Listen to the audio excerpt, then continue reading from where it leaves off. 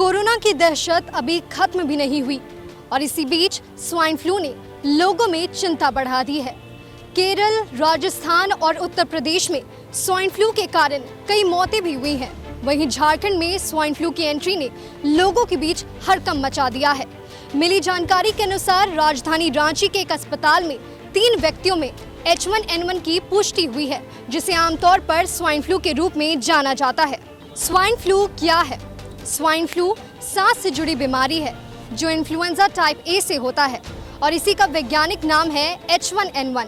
Britain जैसे कई देशों में इससे बचाव के लिए टीके भी लगाए जाते हैं। इसका नाम स्वाइन फ्लू इसलिए पड़ा क्योंकि यह आमतौर पर सुअरों में पाया जाता है।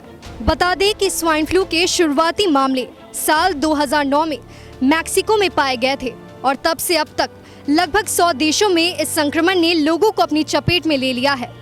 शुरुआत में यह माना जा रहा था कि इसके संक्रमण में सुअरों की भूमिका होती है, लेकिन बाद में ये पाया गया था कि इंसान से इंसान के बीच में भी फैलता है।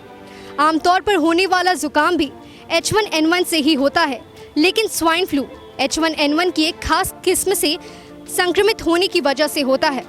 वैसे आप इन लक्षणों से स्वाइन फ्लू की पहचान कर सकते हैं। सिर में तेज दर्द, अचानक तेज बुखार, गले में खराश, खांसी, बदन में दर्द। इसके अलावा कई लोगों को पेट में दर्द, डायरिया, भूख ना लगना, नींद ना आना, उल्टियां आना जैसी कई शिकायतें भी हो सकती हैं। इसके गंभीर संक्रमण की वजह से शरीर के कई अंग काम करना तक बंद कर सकते हैं, जिससे लोगों की मौत भी हो सकती है। वहीं veterinary public health and epidemiology के विशेषज्ञ डॉक्टर नीरज वर्मा हमारे साथ जुड़ चुके हैं। उनसे जानते हैं स्वाइन फ्लू के बारे में कुछ महत्वपूर्ण जानकारियां। अफ्रीकन स्वाइन फीवर अभी एक तरह की वायरस की बीमारी है जो विषाणु जनित बीमारी है।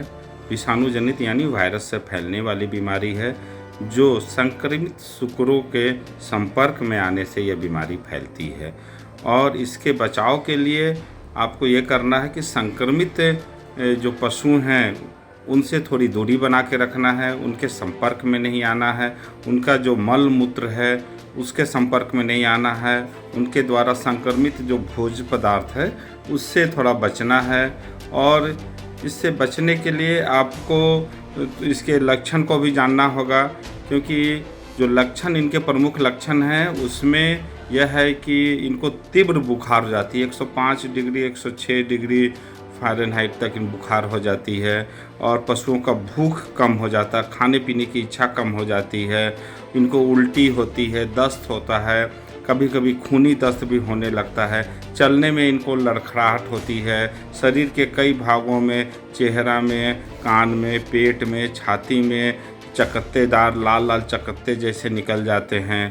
इसके अलावा इनको आप कोई 1 से 14 दिन के बीच में इनकी मृत्यु हो जाती है और कभी कभी मृत्यु के उपरांत इनके मुंह नाक से खून भी निकलता है।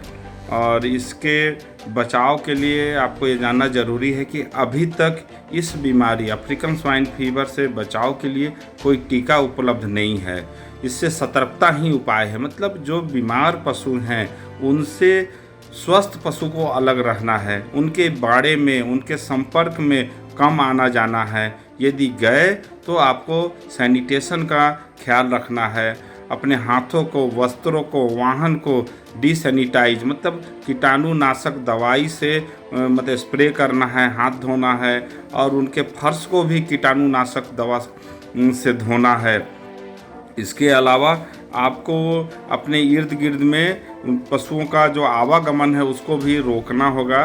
जो संक्रमित बाड़ा है उसमें दूसरे पशु, गाय, बैल, बकरी इत्यादि को भी नहीं घुसने देना है, क्योंकि वो कैरियर के रूप में पशु सूकर से उनके वायरस को दूसरे इलाके में ले जाकर फैला देंगे।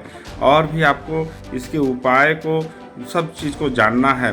साथ ही जो मृत पशु हैं या जो उनका दाना, संक्रमित दाना है, उनका मल मूत्र है, उसको गड्ढा में डालना है और गड्ढा करके उसमें चूना का प्रयोग करना है, नमक का प्रयोग करना। तो आपने डॉक्टर नीरज वर्मा को सुना कि इस गंभीर बीमारी का इलाज संभव है, बस जरूरत है तो कुछ एहतियात बरतने की। ऐसे में लाइव लगातार भी आपसे अपील करता है कि इस बीमारी को लेकर सतर्क और सुरक्षित रहे। इस खबर में फिलहाल इतना ही। तमाम अपडेट्स के लिए बने रहें लाइव लगातार के साथ। नमस्कार।